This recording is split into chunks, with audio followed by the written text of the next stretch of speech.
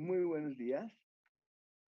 Buenos días a todos y todos bienvenidos a esta Very good tercera morning. sesión de unas Good morning, reflexiones y everyone. discusiones que Welcome to estamos this teniendo third session of sobre la some importancia de las reflections and tradiciones indígenas y discussions las we are having conectividades en el nuevo on the marco importance de of la indigenous protección de la territories and biodiversidad. connectivity in the new Hemos venido hablando ya de esta framework of importancia biodiversity y hoy protection. tenemos unos We have ejemplos already been concretos, talking about this sobre la importance, conectividad.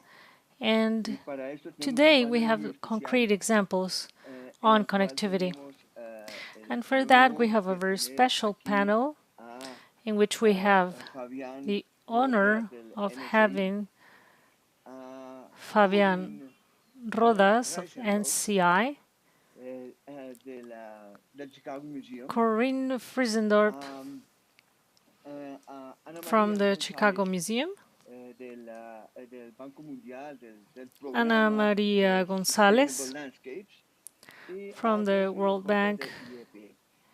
from the Todos con Sustainable una larga Landscapes experiencia Program, justamente en el tema and que vamos a Decio hablar, Yokota de la from the conectividad, de cómo IEPE. es posible lograr esta All of them conectividad with de estas distintas long experience on the reproductorias issue we territorios are indígenas. Y addressing, tenemos el gran honor de connectivity. tener con How is nosotros it possible to a achieve this Julia Miranda. connectivity, Julia this Miranda es alguien con una connection, larga protected experiencia en areas la and indigenous protección territories? y And we have the conservación del great medio honor of ambiente. having with Ya us Julia 30 Miranda, años who is someone fácilmente, with a de la long cual la experience mitad in del tiempo, protecting and preserving the 16 años, environment estuvo for de over 30 director de years, parques in nacionales which naturales half of articulados. that time, Durante su for periodo hizo un 16 aporte years, she sumamente was importante director of bajo su National Natural administración. Se Parks crearon, here si in no me Colombia. equivoco, 13 During parques her nacionales. tenure, she made Pero además a de crear parques contribution nacionales, extremely creo important, yo que las cosas más and importantes 13 fue que national dio parks were un salto created. But in addition cualitativo to creating en todo national ese parks, concepto de parques I think the nacionales most a nivel important mundial, thing en donde was that she made a articuló realmente la qualitative leap participación in the indígena, whole no concept a of nivel de national parks modelistas, no a nivel de worldwide, trabajar, in which sino como la it was able construcción a to partir really del pensamiento articulate indígena, indigenous de la visión participation,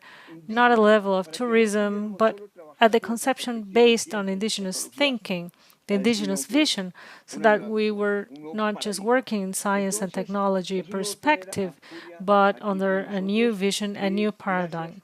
por participar So it y is an por honor to por have moderar esta Julia here sesión. with us, Entonces, Julia, and thank you te paso la for palabra. participating and moderating this session. Julia, you have the floor.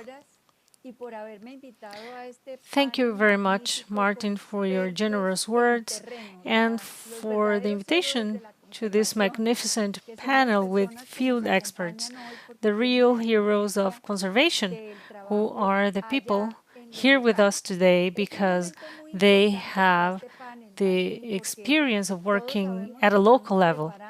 This is a very important moment for this panel because we all know that we are getting ready for the decisions that will be made at the COP, the next COP15 that should have been last year, but it will be this year, where the goals for the next 10 years will be negotiated. And we can see that the previous goals, which we tried so hard to meet, those from 2010 to 2020, the Aichi targets, were not enough to curb the loss of biodiversity, to tackle climate change, to address the degradation of ecosystems. So the challenge we have as countries, as organizations, of providing the best possible knowledge to negotiate the best goals for the next 10 years, given the possibility of reaching 2030 better, in a better position than we are right now, and see if we achieve that ambition of that great illusion of reaching 2050, living in harmony with nature. And that is a huge challenge to we must all contribute. Martin, I think all this panel and this, that everything that you have organized from Gaia and the allies that you and we have, because I consider myself an honorably part of the board, I was invited to participate. It can contribute a lot to illustrate with concrete examples, as you will said, with all the technical, scientific thinking, and especially at this moment with ancestral thinking, how can we manage to negotiate as ambitious as mankind as possible in order to move forward and stop this deterioration that we have not managed to slow down until now. So this wonderful panel in which we are going to have these concrete examples on how the Amazon is well connected between protected areas, indigenous territories, with the right knowledge about conservation, but above all, with all the contribution and ancestral knowledge, can achieve very successful examples in terms of real connectivity, because we know that in addition, the areas individually considered as islands fail to slow down or meet these goals. It is necessary to build these connectivity corridors or conservation corridors as the initiatives that we will be able to see today.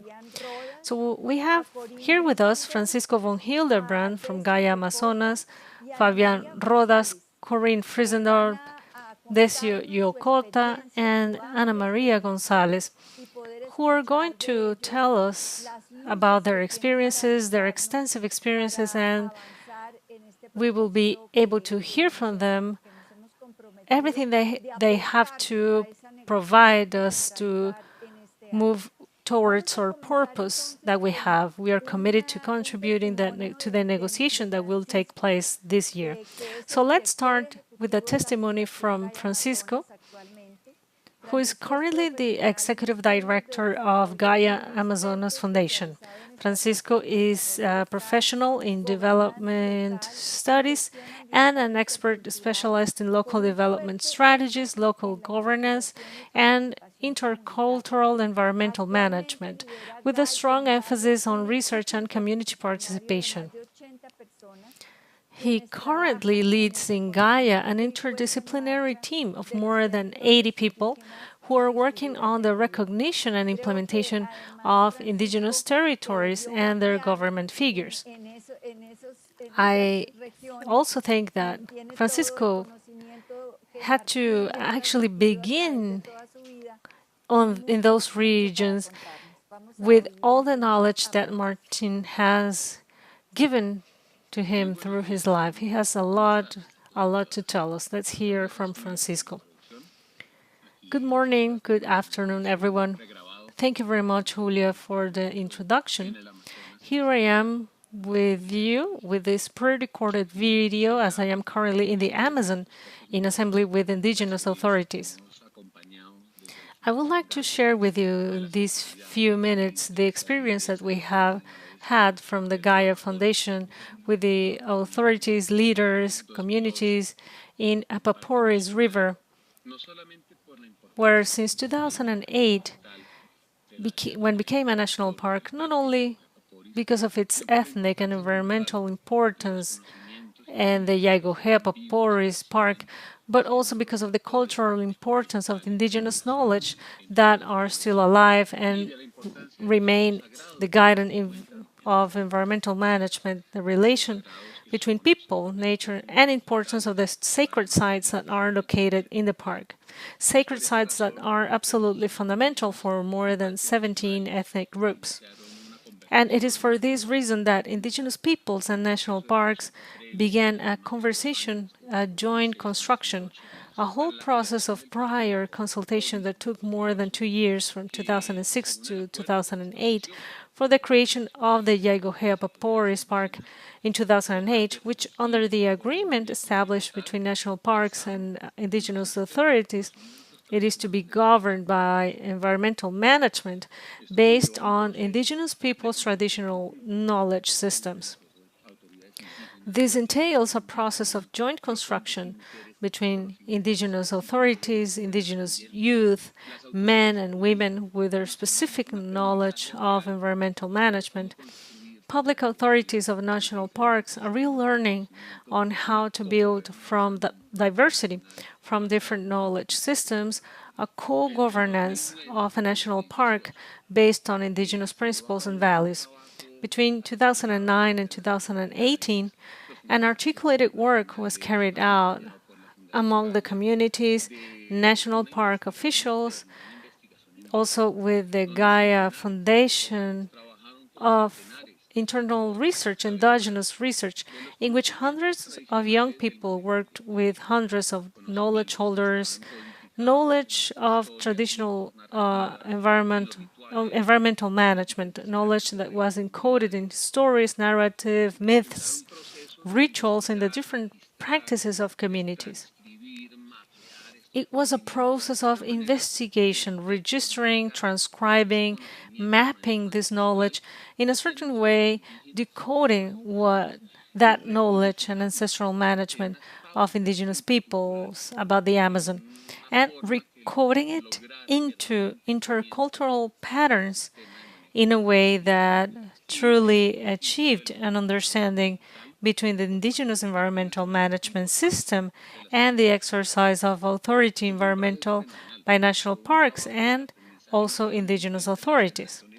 This was a phenomenal process. It was a learning work not only among the young generations and older generations of indigenous peoples, men and women, but also learning for national parks about how to imagine new, totally innovative environmental management schemes for the Western world, where the territory is a living agent, where the territory is interconnected or systems of sacred sites, where the territory is dynamic and changes management depending on the times of the year, behavior, climate, not over the years where we have an adaptive management, a dynamic management of this relationship between humans and nature, where nature is not an object to be handled or used, but a subject. They are communities, animals, river, forest communities, which with which one has a dynamic relationship to ensure life, reproduction of life, and continuity of life as a result of this joint work. In 2018, the Special Management Regime was signed. It is a special management regime that is unique at a global level because there are other exercises of co-governance between indigenous peoples and environmental authorities, but this co-governance is often reduced more to administrative positions, to positions of environmental monitoring roles and functions where indigenous peoples participate in the management of the park, but under a more non-indigenous structure. In this case, both the structure, the system, the management plan, the special park management regime is entirely based on traditional indigenous systems, food sovereignty, the management of sacred sites, cultural calendars, when rituals or traditional activities are made, that there are the ones that set the patterns of social behavior depending on the health and dynamics of ecosystems. And these environmental control patterns are coordinated among indigenous peoples and national parks. In that sense, it is a real co-government. It is a co-government between environmental authorities, the National Parks Environmental Authority, the indigenous environmental authorities of the Yagohe Apaporis Park. And this is an innovative proposal. It is a proposal that not only provides the best of indigenous knowledge and the best of Western knowledge for an accepted, flexible, well-founded management of the Amazon, but it is also innovative in that it is possible to build co-governance between indigenous and state. Diversity can be in conflict, as we only see it many indigenous scenarios in the Amazon basin, or maybe in dialogue and conversation. No culture has the answer to all the challenges that we are experiencing in the Amazon, and putting these knowledge systems or different knowledge systems into debate and conversation, it is the best way to innovate not only environmental management models, but even the Amazon development model. For us, this has been an absolutely magical process of learning with indigenous people, with the state, of building new ways of understanding each other, new ways of articulating different views of the territory, different relations with the territory, with the Amazon, different relations of the exercise of environmental authority from diversity. And this is not only a co-government model between indigenous and central state, but it is also a model of co-government within the framework of an Amazonian development agenda based on indigenous knowledge, values, and principles that have kept the forest standing. Another fundamental element of the management of the park is how it is framed in a much larger ancestral management unit. The park has 1 million hectares, but there is a cultural connectivity, environmental connectivity that goes beyond the park. And this management area or collective management area between different ethnic groups is called the macro territory of the Abaporis which there is no only cultural affinity, but there is an interconnection between sacred sites, migratory routes of animals, cultural management carried out by the different ethnic groups that are in this territory. And that articulation between Yaigohe management and also, which are also based on ancestral systems and indigenous territories, this large macro territory allows not only ecosystem connectivity but also cultural connectivity, which is the basis for successful and continuous management of Amazonian ecosystems, as the indigenous peoples have demonstrated for thousands of years. And if we put together these mosaics of protected areas, indigenous territories, and the macro territory protectors such as Chiribiquete, we will consolidate a corridor that goes from the borders with Brazil to Peru to almost the foot of the mountain of the Andean Amazonian with more than 12 million hectares. And if we add to that the map and we connect it with indigenous territories in Brazil, here is a truly super interesting, innovative proposal. We have to learn how to apply it, not only for national parks in indigenous territories, but to actually build schemes of social environmental co-government among indigenous peoples of state, whether it is a park, an indigenous territory, the communities, or indigenous governments, depending on the legal framework of each country. The example of the Yaigojea Papores is a model for the Amazon, a model for the management of parks, a model for government among indigenous territories, a model for Colombia and for other countries. We can build new environmental management and coordination schemes between indigenous peoples and the state to ensure social and environmental welfare in the Amazon. I hope I not surpassed the time. Thank you very much. I wish you all an excellent panel, and I hope soon to see you all again. Thank you very much. Thank you very much, Francisco. Your detailed description is accurate and is undoubtedly a successful, inspiring example that can be replicated, and in fact, in Colombia has been replicated in other national parks. And it also talks about that ecological, social, and cultural connectivity that provides real and concrete results. Thank you very much. Well, let's continue with Fabian Rodas. Fabian, who is here with us, has been working in university teaching, scientific research on avifauna, and ecosystem conservation. It is related to nature and international culture. He has supported the creation of the Ecuadorian regulations to establish connectivity corridors and coordinated the connectivity corridor process. Sangay Podocarpus. Did I say it well, Fabian? Yes, very good. He is currently coordinating the initiative for the Andean cross-border connectivity corridor between Ecuador and Peru. Go ahead, Fabian, with your presentation. Thank you very much. Thank you very much, Julia. Thank, thanks to Gaia for the invitation and allowing me to participate in this important meeting. I will now share my screen for the presentation. I would like to mention some of the advances we have made in a very important area of the Andean Amazonian corridor, which are the headwaters of the basin where the waters are born. And that's why the reason of the title of this presentation.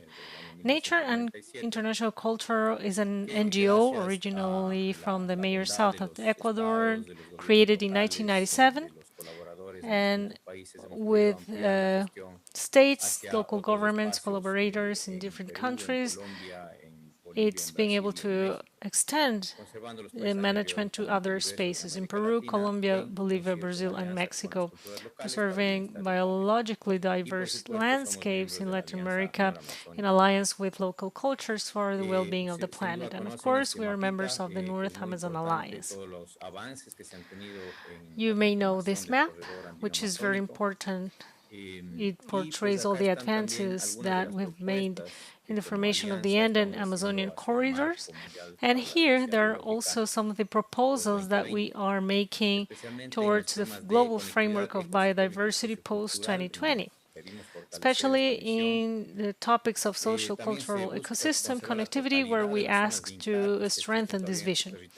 The aim is also to preserve all the intact areas that exist in these territories, not only some of the areas, the intact areas, but hopefully all the areas that are intact and primary forest, where we seek the linkage of territories and the management of indigenous peoples are essential for the protection of these ecosystems. And finally, with the vision of protecting what we call the flying river, an incredible amount of water that flows through this space and is related to the good health of ecosystems. I would like to concentrate now on the upper part of the basin, where we have this oval red, not on territories that correspond to Colombia, Ecuador, or Peru, to show you some of the experiences there. And these are the ecosystems. They are mountainous here, therefore water resources are extremely abundant, and undoubtedly they are very threatened as well. On this map of Ecuador, we did an exercise recently to find out what are the areas of water importance in the country where we must concentrate conservation efforts. And we can see the entire Andes mountain range. It is obviously a fundamental territory for water resources. And this is where, between all countries and Ecuador, this abundant river is born. The landscape looks like this: beautiful forests, mountains, very, very large rivers, where the riverbeds are formed, which then reach the Amazon. Now I want to focus on the space in the Ecuador area called Morona Santiago. This is a state in the Amazon, and what you see in green are the protected areas under the Ecuadorian national system, and we see that there are large conservation gaps, especially here in the Amazon territory and also in the Andean territory in the mountains. As you can see, we don't have large protected areas from the center to the south as they do exist from the center to the north. So here is a corridor practically formed from Sangay National Park to the north of Colombia, but from Sangay to the south there was still much to do. So what we decided was to act locally with complementary conservation strategies and local planning tools. So now I'm going to focus on Morona Santiago area to show you what we have been able to do in recent years. This is the state which has 256,900 hectares, the Sangay National Park, which is a fairly large and very important area. And what we have been working in each territory with municipalities, the central state, is the following. We did not have since 2013. We started these processes where municipalities created these protected areas through local planning tools. We see the different years now when these conservation areas have been formed, and even a national park, the Rio Negro Sopladora, with the central state. And we began to fill in these gaps to Pan, Santiago, and ended here with the connectivity corridor Sandai Podocarpus, which we'll see in other maps. This is the progress we've made so far, not working for several years with local governments, ordinances, and planning tools. There are other spaces that where we continue to work, and now we are going to begin with the Amazon part where the indigenous communities are located. This is mainly the Mestizo people territory, indigenous communities. There's a little more to do in the Amazon, but there is an ecosystem and functional connection that we must protect in these territories in order to promote all environmental services that flow into the Amazon and indigenous territories. We now have 33,000 hectares within the national system protected areas. The municipalities have created 176,000 hectares. We're trying to incorporate 49,000 hectares, of which are municipal, in order to strengthen them in the management and corridors. It is actually 570,000 hectares in total. And now we are going to the corridor, which is the territory that is immediately south. As we saw, there is a conservation vacuum, and we have also worked on it to fill this space from the local management with each of and one of the territories. So obviously, this is a job that takes quite a long time and quite a lot of perseverance, because sometimes there are processes that are frustrated that by institutional political issues, changes of government, among other things. So what we have achieved so far in this territory, and here you can see it in red, it is a territory of great water importance. 30% could even be 35% of the hydro energy produced in Ecuador. It comes from this territory. Here we have the most important water sources of hydro energy in the country. And what we have been progressing also in many years of work, is in this area, in this green area, that areas that are under the conservation figure, and dark areas are within the national system of protected areas, and that is the highest category where you cannot do any kind of extraction, forestry, or any kind. These are conservation territories. The rest are in the process of strengthening and with the local management, which is key. Here in the graph, we can see in the bars the different municipalities that are part of the corridor. It is a municipality, which is a territorial area of management. It is a space of political management. And we have several of these municipalities that already meet more than 30%, which is the goal that is being proposed post 2020. That is, of the total municipal territory, there are 12 municipalities out of 16 that are here, which already exceed the target, the 30% conservation territories. And I think this is very relevant because at the national level, it is certainly a little more complex to reach the finish line. But if we work and focus on the fact that these municipalities of these territories, which are water sources, connectivity territories, areas of importance for biodiversity, having in their planning conservation, and that understanding that it must be done by nature ecosystem, we can exceed this goal by 30%. And some of municipalities exceed 80% because they are mountainous areas, areas that are difficult to access, areas that must be destined for conservation because that is the vocation of their territory and soil. So I think that the approach of work locally, from as local as possible, can make us achieve this goal and even overcome it.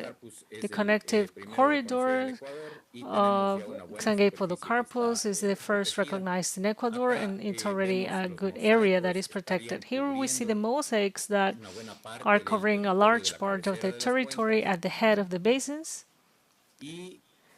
And the next steps, and the Amazon Alliance, we're looking for an escalation of this experience, and the next step we are seeing is with Peru to form an Andean connectivity corridor that includes the southern part of Ecuador and northern Peru. So finally, in conclusion, this is the inaction from the local to the global or glocal. I think it is essential to have creative conservation figures and complementary strategies from municipalities, from the smallest possible communities, to involve local governments within the framework of their competencies to maintain this flow and this water ecosystem and socio-cultural connectivity. Thank you very much. saying thank you very much for that huge effort that you are making. It is an effort that engages people, governments. I think that you have shown us an example that can be followed and should be followed. The work at a local level and with the government. Thank you very much, Sobian.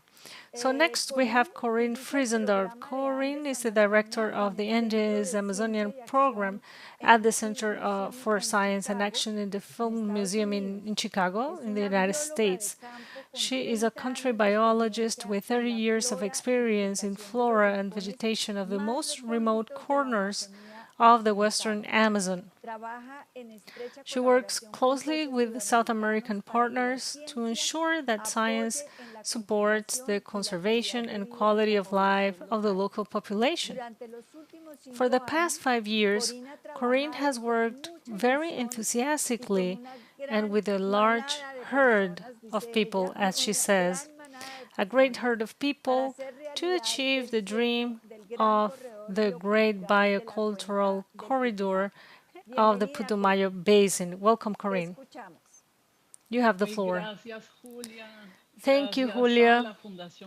Thanks to the Gaia Foundation. Greetings to everyone.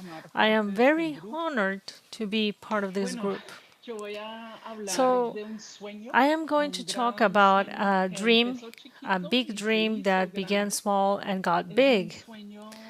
It is a dream on how to create a biocultural corridor in the Putumayo Isa, an area of 12 million hectares. And it is also an invitation because it is not done yet, an invitation for people to join this effort. And how did it start?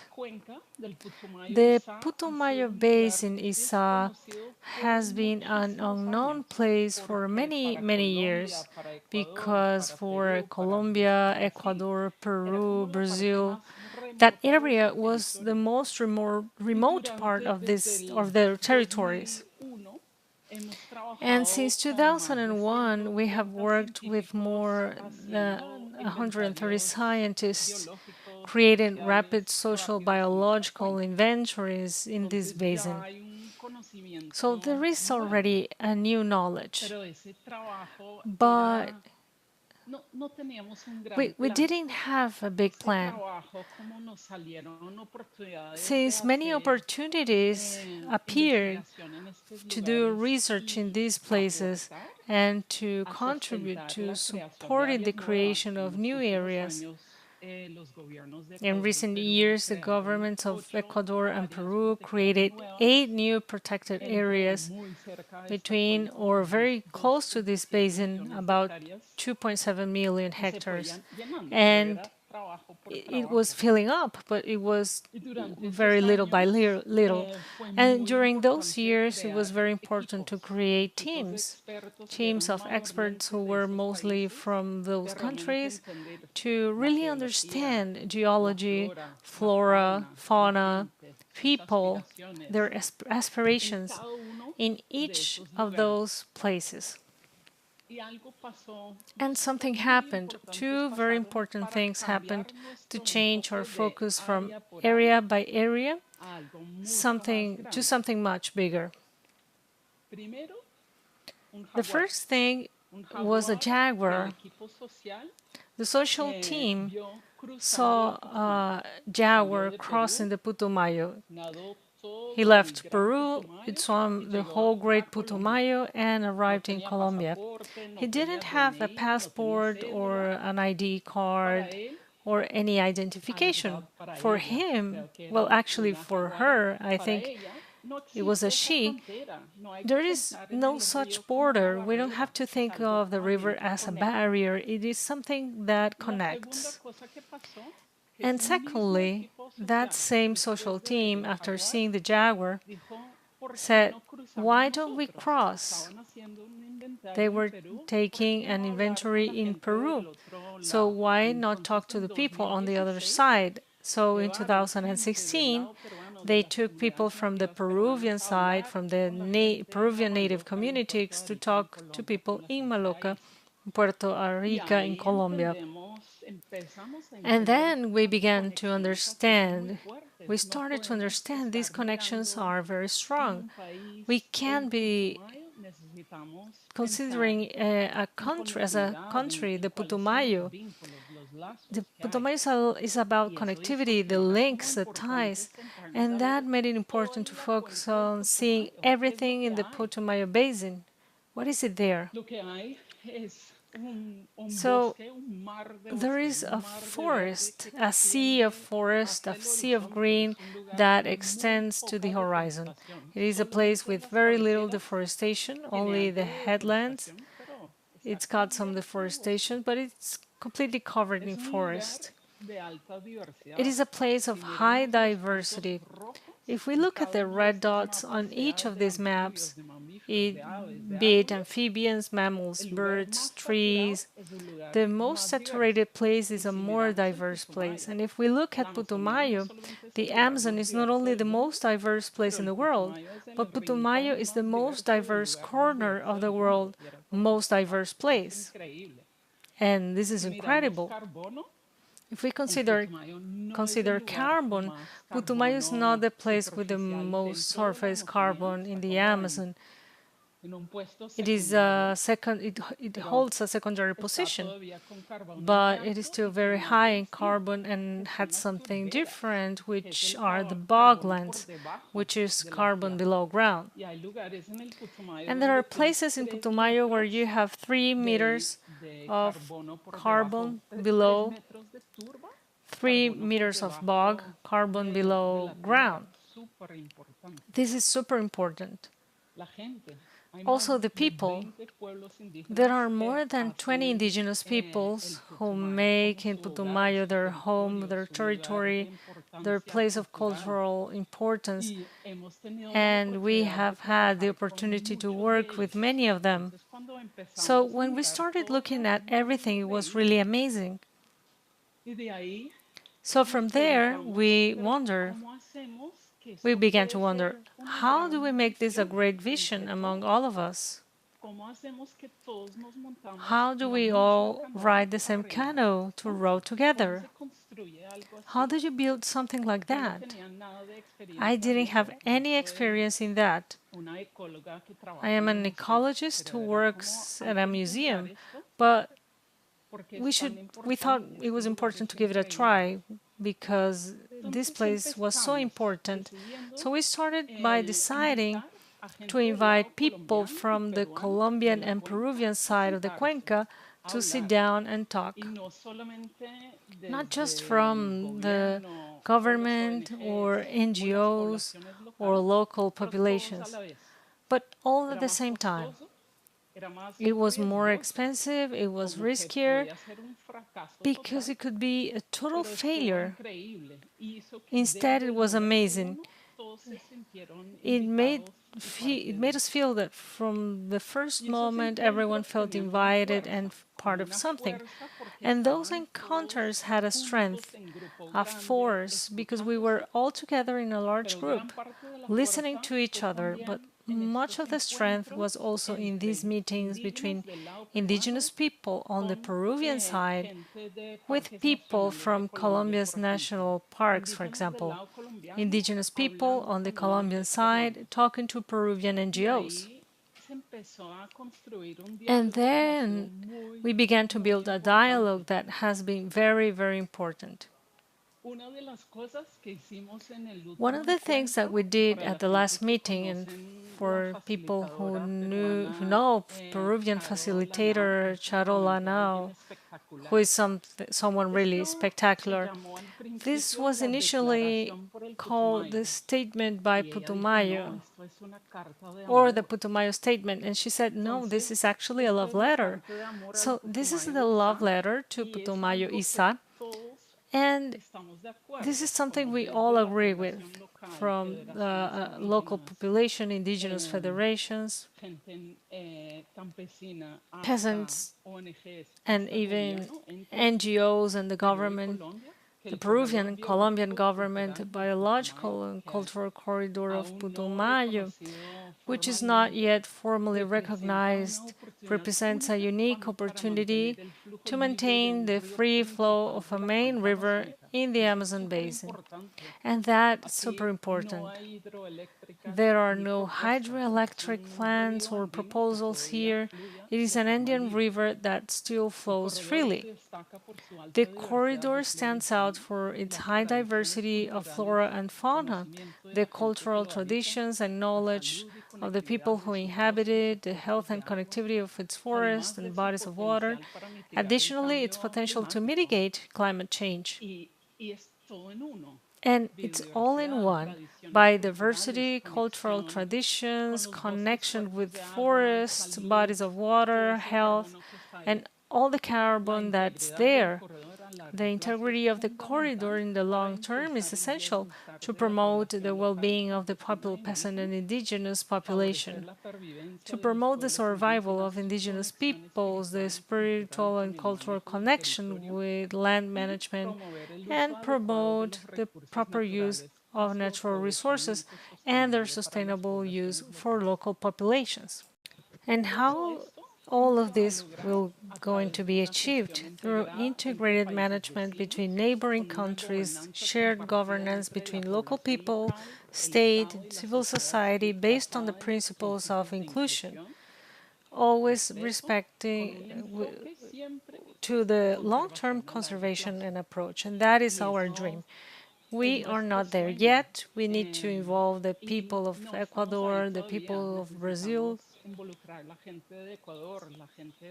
But the vision is there, and that is the beauty of this effort. To feel like everyone contributes, that everyone adds up, and we really need a shared vision to be able to achieve something very amazing. That would be a whole basin, the Putumayo-Isa basin, preserved under this long-term vision. And after bringing all these people together in Peru and Colombia, we sat down and looked all over the corridor. And we realized that there is a whole mosaic of indigenous territories, protected areas, areas that are proposed but not yet created, and also the headwaters, and in the lower part, other land uses.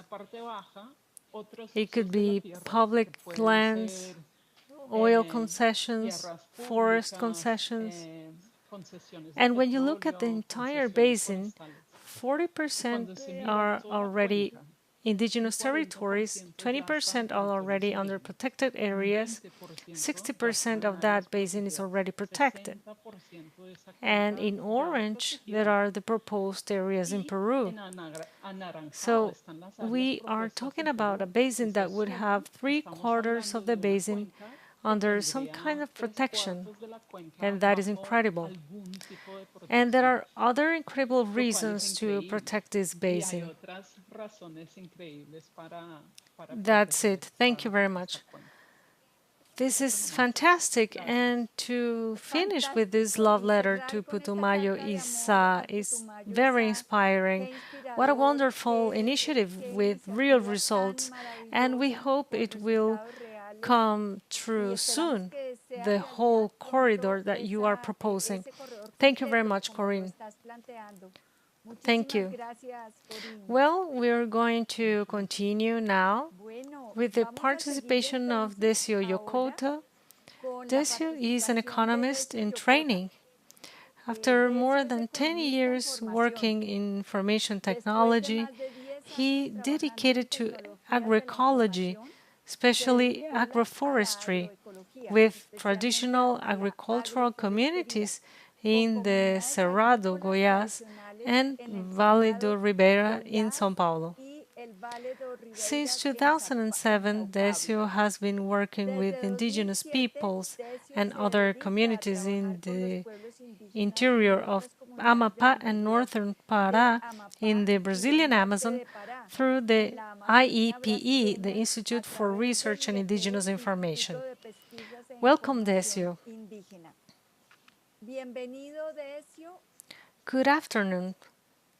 Thank you for the invitation to come and talk about protected areas in our small corner of Brazil where the IEP operates. I would like to thank Gaia's leadership especially for this initiative in these webinars. My name is Decio. I live in Brazil. I have been working at the IEPE since 2007, and I have followed closely from the beginning this experience of the Eastern Amazon mosaic, which we are going to talk about today. This is where we work, and the mosaic is specifically found in this region, in the Brazilian Amazon, where the states of Amapá and the state of Pará are located, and where we work in a specific region of the Pará state, which is the north, as well as with the state of Amapá. This is a region that has historically been inhabited by various indigenous ethnic groups that were protected from colonization. It is a region that is very difficult to access due to waterfalls and the jungle. And most of these ethnic groups do not only live in the Brazilian border, but also in other neighboring countries within the Guyana plateau, which is the French Guiana, Suriname, Guyana. Most of them share this wider territory. I am now going to quickly show you the history of the formation of protected areas in this region. The first protected areas began in the 70s, first with the natural reserve, the Sipi-Paliwini, with the Suriname border, in the 80s. And at that time, we had the first conservation units on the Brazilian side, and most importantly, the first indigenous land in this region that was approved in 1982. Here on the border, also with the French Guiana. In the 90s, we had a great recognition of more indigenous territories in this region. The whole Tucumumaque Park and up to the Guayapi land. And in the 2000s, until today, we have seen the formation of this continuum of protected areas. That is, most of the protected areas, both in area and in number, have a fairly recent recognition in this region. And this map shows the general protected areas for the entire Brazilian Amazon. Here we have the deforestation data accumulated up to last year, which clearly show the effectiveness offered by more protected areas in the Brazilian Amazon, both for protection and specifically against deforestation. Here we see indigenous territories or indigenous lands, as they are called in Brazil, in light green, and in dark green we have conservation units. So returning here to our region, we have a continuum of legally protected territories, not only on our side of the border, but also from neighboring countries. Around 411,000 square kilometers continuous, formed by conservation units, indigenous lands, but also some territories of moronic communities that are also legally protected in Brazil.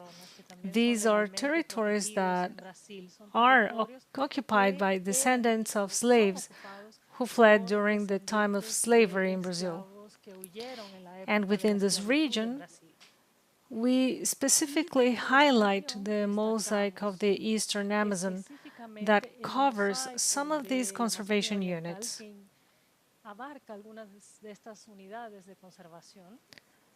And that story begins with the neighborhood interaction or that positive relationship between these two conservation units, the Tucumbu Maque Mountains National Park to the Guajapi indigenous land.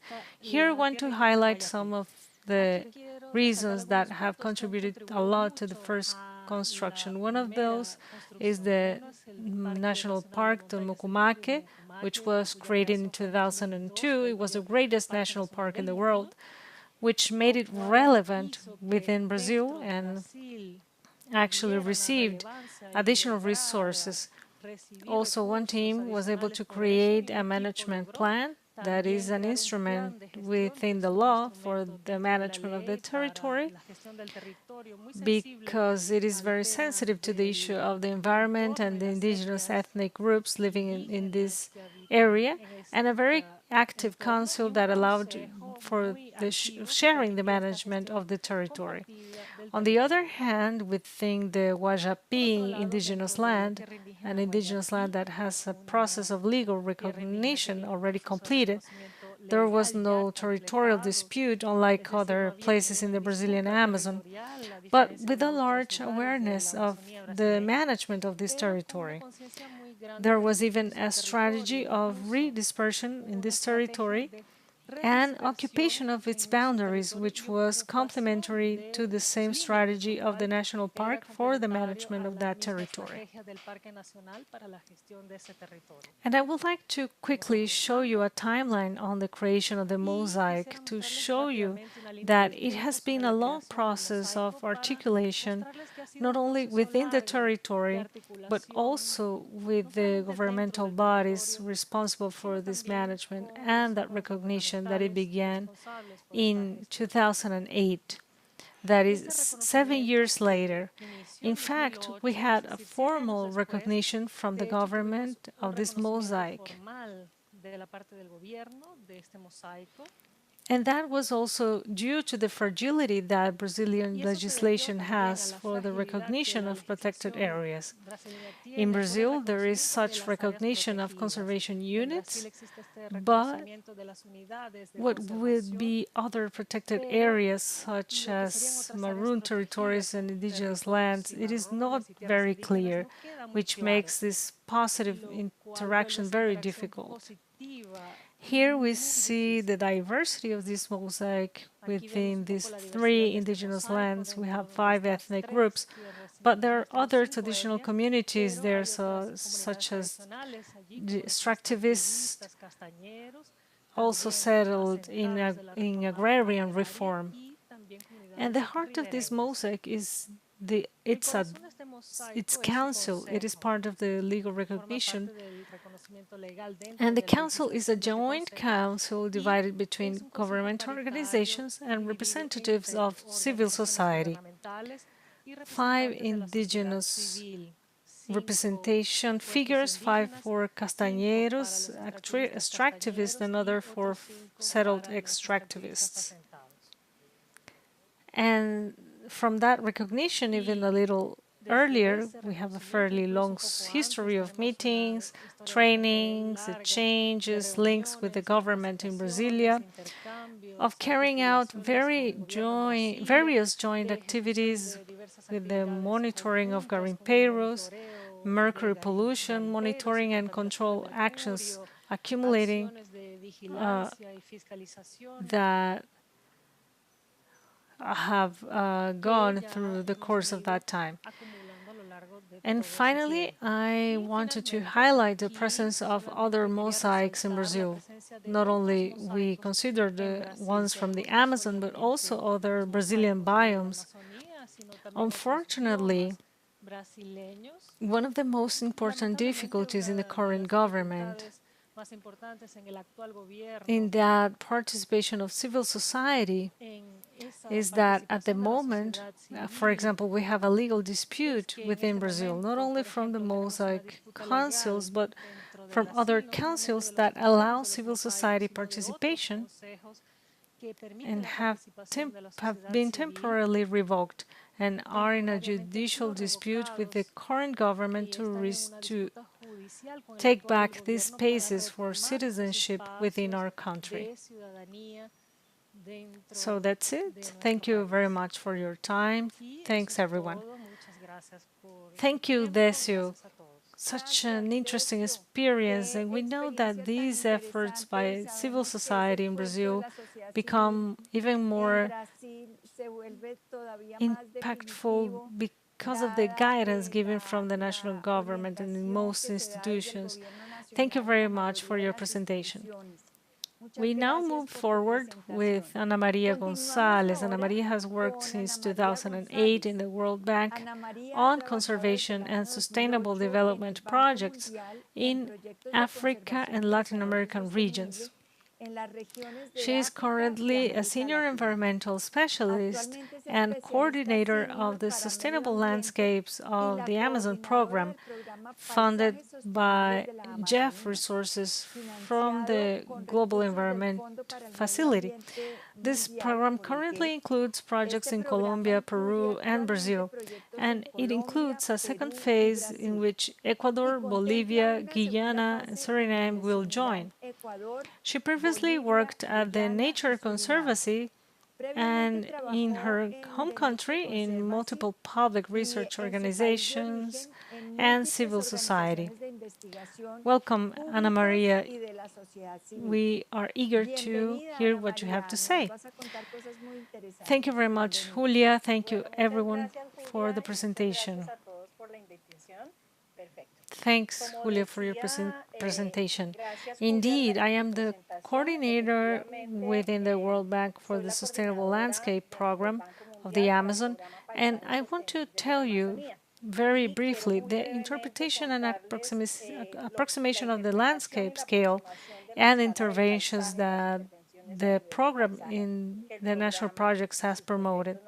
Also, as Julia said, this is an impact program funded by the Global Environment Facility, or GEF, as it is known in English, and consists of 5 national projects currently in Brazil, Colombia, and Peru, which are led by the ministries of the environment in each country, but there are both public and private agencies, as well as civil society, that help implement national projects.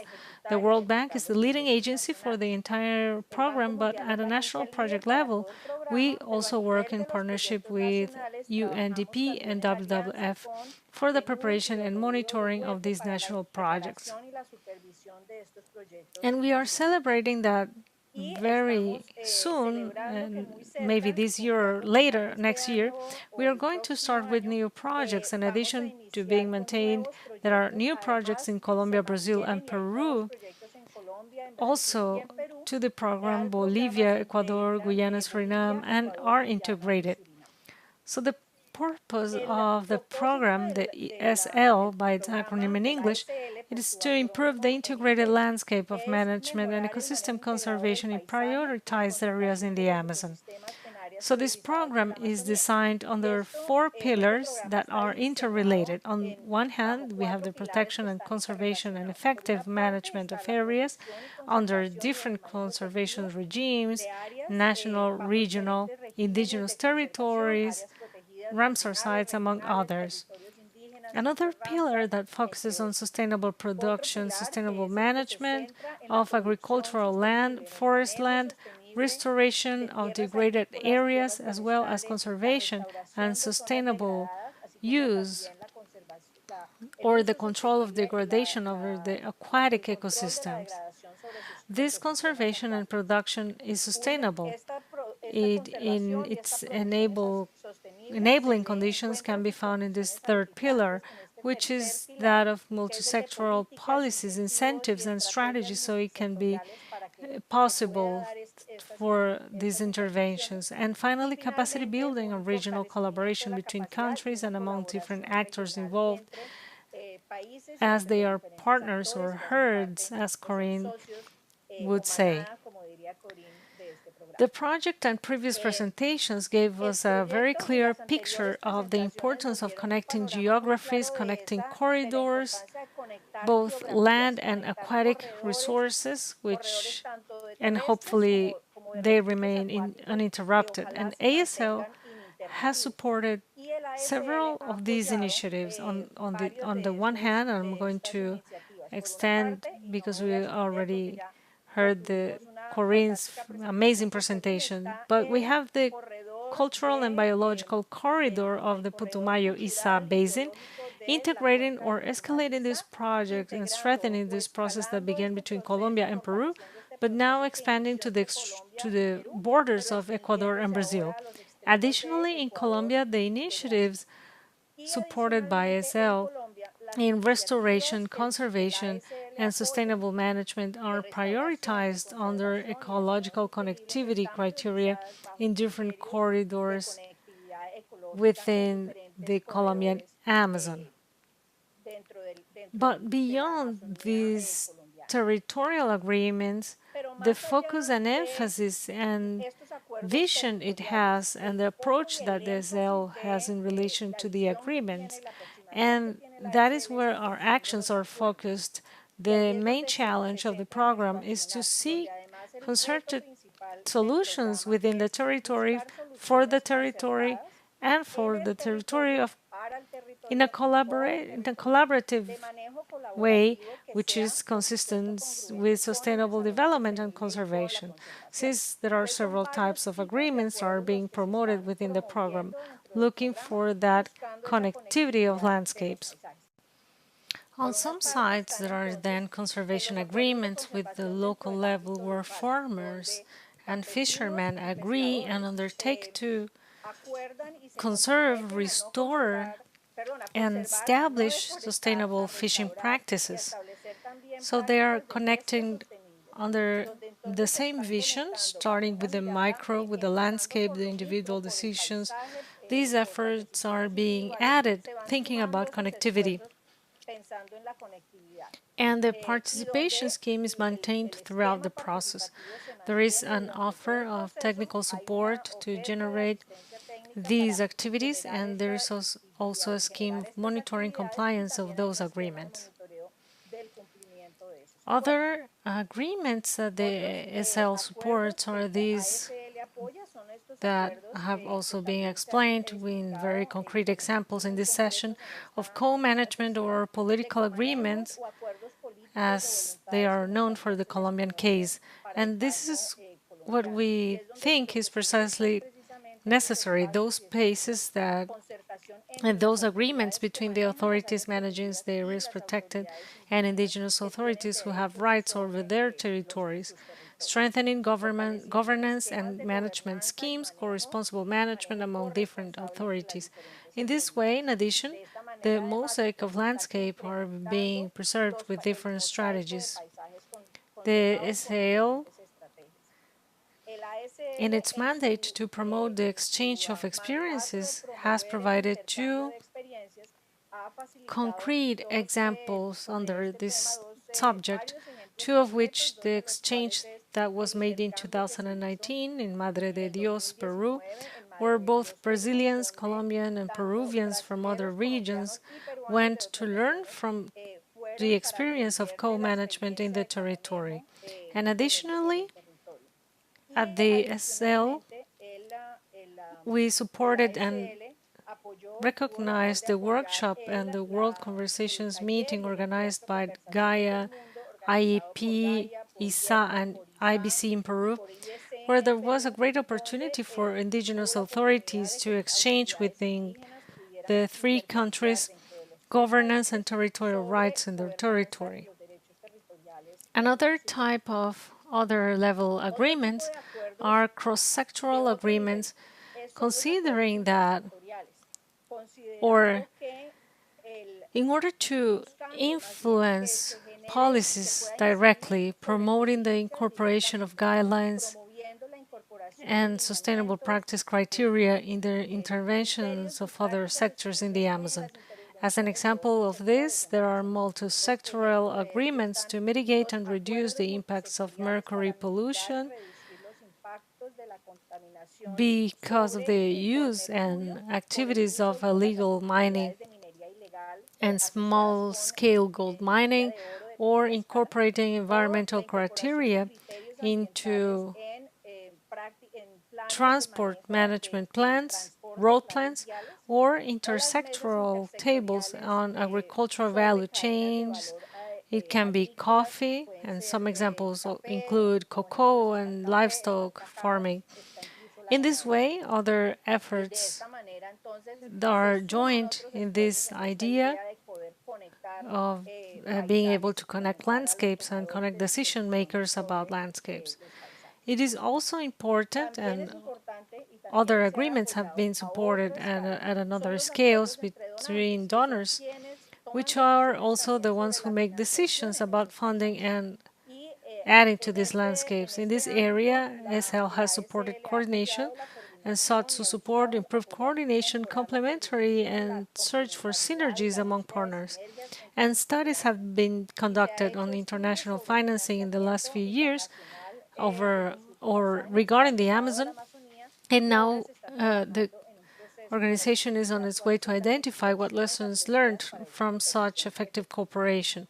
Finally, SL is essentially an agreement between governments, agreements that were established during the preparation of the program and its first and second phases, but which are maintained and developed during the implementation of the program, seeking to promote dialogue not only within countries but among countries, promoting a joint vision of what is needed and or what is the contribution that the program will make in conservation and sustainable development in these areas of program intervention.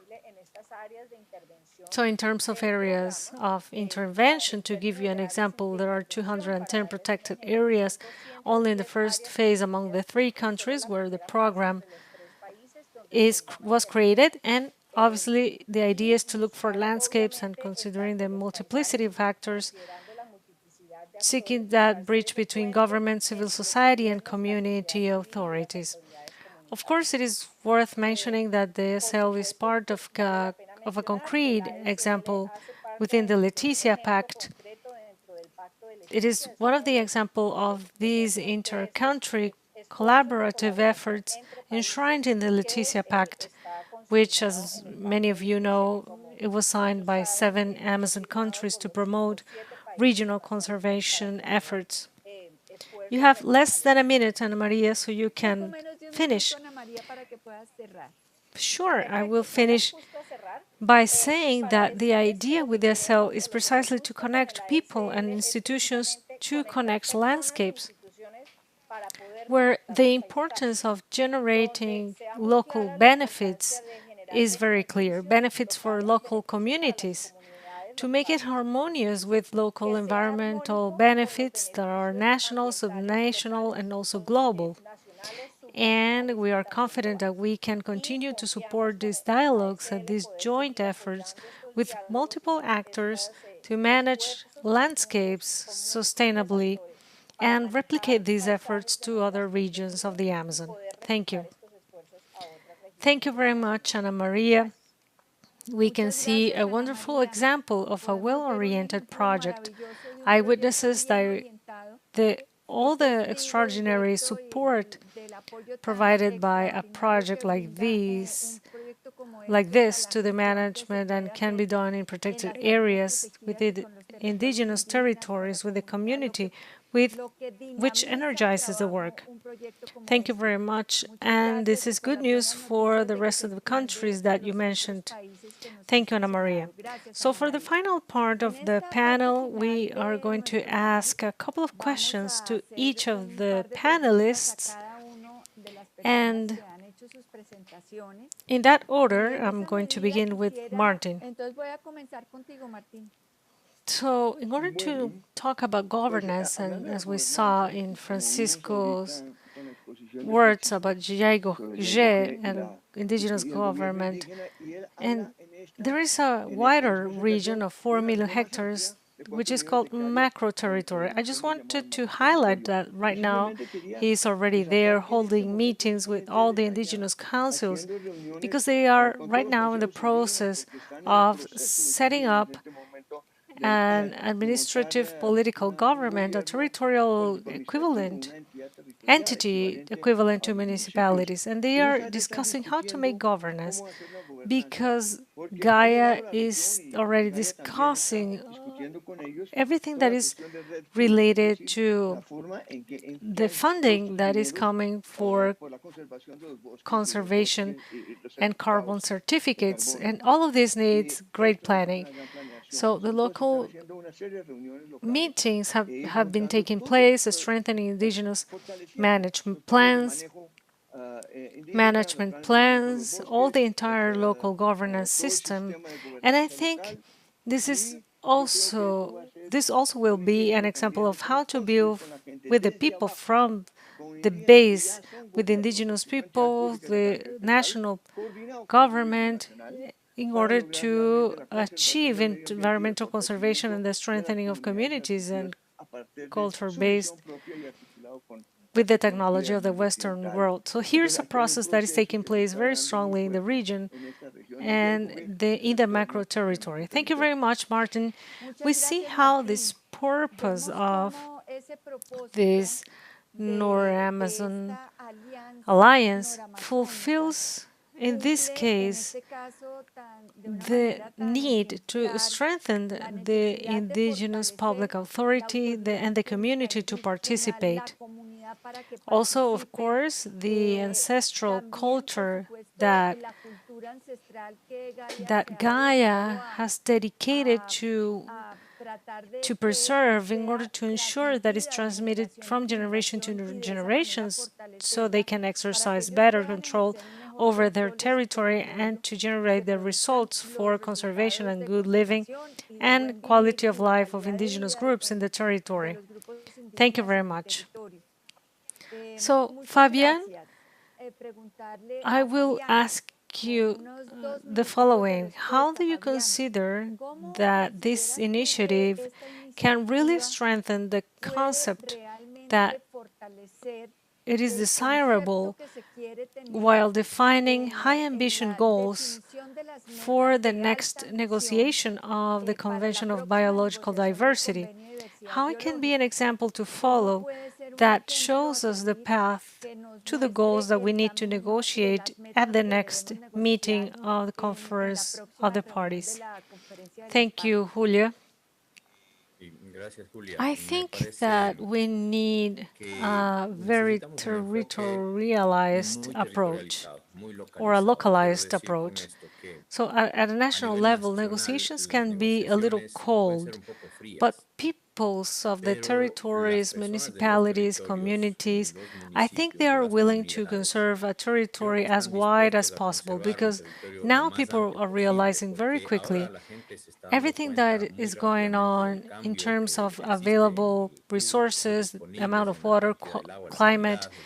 Yesterday, I was with a leader from the Shuar Aka community, and they told us the world that they knew has changed very quickly, and they want to leave something for the next and future generations.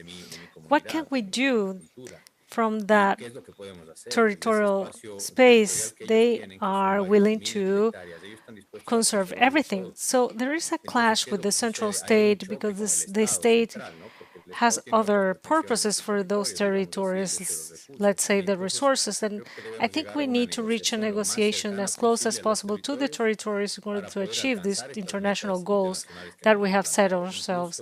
I think that it can be over 30%, which is a fairly large effort considered to what was achieved until 2020. Everything through the territorial vision, local planning, and the use of competence that the local governments have to establish conservation areas from their own management and management figures. This is obviously coordinated with the central state, but with a vision from at a local level. It shows the work and the challenge that we have to move forward. It is testimony of a person who sees the world differently in the course of his life, the years in which his life has elapsed, that shows us the speed at which we are changing our planet. So, next we have Corinne. Corinne, I wanted to ask you something. You have a wonderful initiative, you are leading it along with the community organizations, but as you well explained, the initiative is starting on a firm foot. And I really want to know if you have already identified with the research that has been carried out and with a very hopeful perspective, real results in strengthening culture, people's good living, to the preservation of the ecosystem, and in this way, you on what how can you attract more followers to your initiative? That is a great question. First, I am not leading it by myself. It is a whole herd of people who are dreaming together, and I think that's the what's beautiful so far. I loved Fabien's answer. I thought it was great. I think we need to have something that makes sense for the territory, and I feel that there is so much to be done, and in this time, the last year and a half, we have lost ground. We are seeing more pressure on these sites when we talk to people. It is clear that illegal activities are taking over this space more and more. I see a biological corridor, a cultural important corridor, but it is also a drug dealing corridor, narco trafficking, illegal activities, illegal mining, and so on. So I think it is an important moment to see how we can really work on something holistic, where people feel we're there to support them not only on conservation issues, but for a complete conservation that includes health issues, communication issues, somewhere where we can support legally in those spaces, so there is an alternative to illegal. So far, one of the greatest results has been that people who are in that territory and who work there feel identified with this big vision. And there are people looking for financial resources to support their projects within the basin under the framework of the Grand Corridor. And obviously, what Ana Maria mentioned and the World Bank and Jeff commitment on thinking about how to include Brazil and Ecuador efforts is super important. And those are the most important results to date. It is important to be able to return to the territory, always talk to the people, linking more and more people to create something very coherent between local, regional in each country at a national and an international level. And there, a space like COPE is important, but also by national cabinet spaces between countries. We need to act under this same vision, and it still seems to be a very big challenge to have all set. Thank you very much, Corinne. I see that every project has something wonderful, which is to work with the people there in the territory to make them see how they are part of a great global strategy and to show them that what they do is important at a global level, not only at a local level, but also at a global level, and also taking them from the little piece of land in a way to say to work with other institutions, with other organizations and other countries, as the example you have given us today. Thank you very much. So now we will ask a question for Decio. Maybe talking about your work and the work you are doing there. Is it possible to link the national government by showing the extraordinary results that you're getting in order to obtain institutional support, even when showing what you are doing as a successful experience for the negotiation at the Biodiversity COP? Thank you very much, Julia, for the question.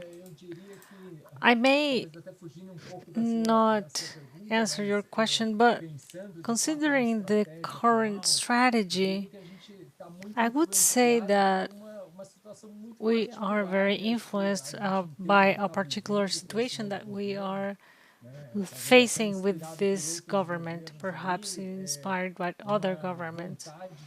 There is a willingness to break these international agreements that have been recognized by Brazil and which are part of the Brazilian laws as well. So I would say that us and many communities, mainly the indigenous communities in the Amazon, are struggling, but in the short term, perhaps thinking about trying to keep their territories in various situations for some time, hoping that the situation changes, maybe to take that vision back a little more in the long term. I would say that in a good way, in recent months, this government has already shown a certain reaction to international pressure. I would tell you that the international pressure is already positively affecting the government. And the government is trying to reverse its radical positions, but unfortunately, in practice and along with communities, the effect of statements or perhaps not so clear vision of, for example, illegal mining, which is something that for some reason is very close to the president, despite the fact that there is no specific legislation in this regard. It, and that, for that reason, many communities have to deal with short-term problems of invasions and illegal mining that have arisen in recent months. I would say that along with that short-term strategy, we have made a great commitment to the development of production chains of forest products, not timber.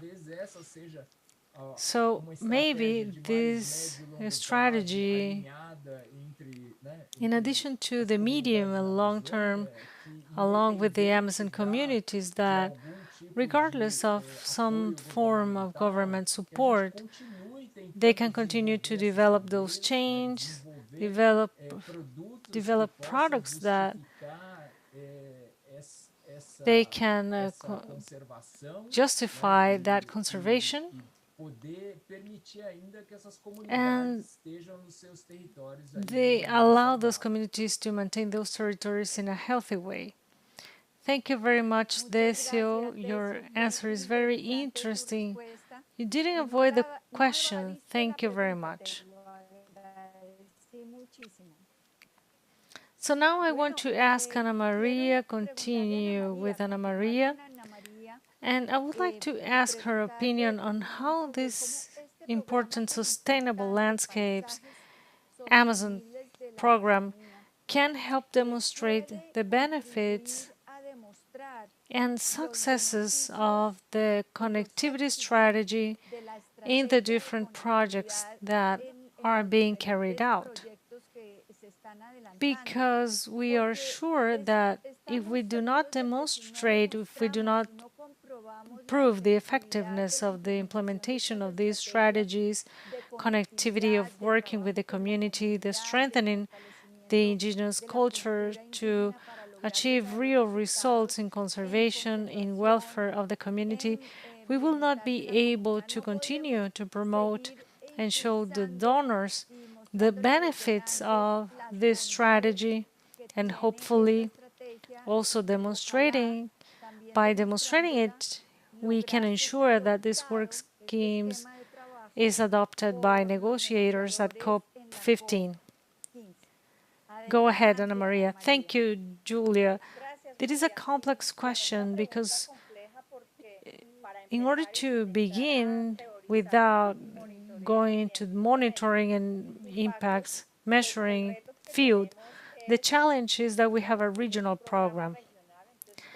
So how do we add measurable results at a country level so that they can be presented at the program level? And additionally, the methodologies are different, and the interpretations of what is the effectiveness of the handling is also different. And how the great park directors that you were, you know how the measures to evaluate effectiveness of management in protected areas. And with those measures, we have been able to create indicators that shows us a result.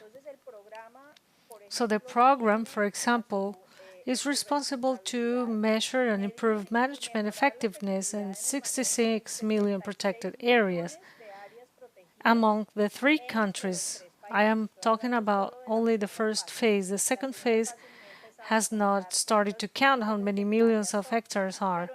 But out of those 66 million hectares in last year's report, it was possible to identify that the effectiveness of management has been improved, including that indicator composed of several variables that make it the effective protected areas in 48 million hectares. The ones that are missing, it was not because they did not improve their handling, but given the COVID-19 context, it was not possible to measure it or could not be reported. And that is also part of the complexity and how difficult this year has been. Despite the results, some things we cannot know because we have lost access to the territory. But it is significant to be able to report that even this year, 48 million hectares, which is a lot of protected areas, we have been able to cover them. There are challenges, of course. For example, those measures, to what extent they respond to the local people, as Fabian was proposing. If the effectiveness of that management identified by those responsible for protected areas, when they are making management structures with indigenous territories, they evaluate this as an achievement, and I would think that should be ideal.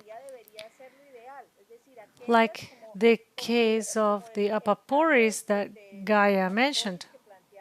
So the director or the manager of that national park, when considering measuring, they consider it as something additional and as a benefit and a positive and significant result. The possibility to being able to manage results is broad, has the challenge. And the challenge is to make it harmonious, and the participation of communities in these participatory processes is also essential. If we are considering this example of the effectiveness of management in protected areas, the director of that protected area is not going to do the measuring, but rather the idea is to generate these processes where indigenous and non-indigenous communities and the inhabitants of those protected areas, if they can say that effectiveness has improved or not. And in that way, an assessment is actually generated. And that is beyond necessary. I have to say that There is a constant responsibility to report to donors, but also that is monitoring and the evaluation process and improvement process, and the communities are internalized so that actions are improved, so that decision makers at all levels take action on whether we are better, worse, or if there is a way forward. So that would be my assessment. But if you ask me to report and can fortunately give reports, very positive reports, even in spite of the difficulties of this year. Thank you very much. Thank you, Ana Maria. It is that way. In those territories, the measurement of the effectiveness has to be done jointly with indigenous peoples or with the inhabitants of these very extensive regions, because I realize the challenge that you have in terms of area that you need to measure and the correct and effective investment of resources. That is very important. Thank you very much. So, this series of talks of the North Amazon Alliance that integrates initiatives of civil society organizations, that includes the presence of 6 countries of the Amazon basin, really has a fundamental contribution to those who must make the best decisions to guide the future of the planet. So I am sure that the rich talk that we have had and the contribution of each of you will be very important in illustrating these individual cases,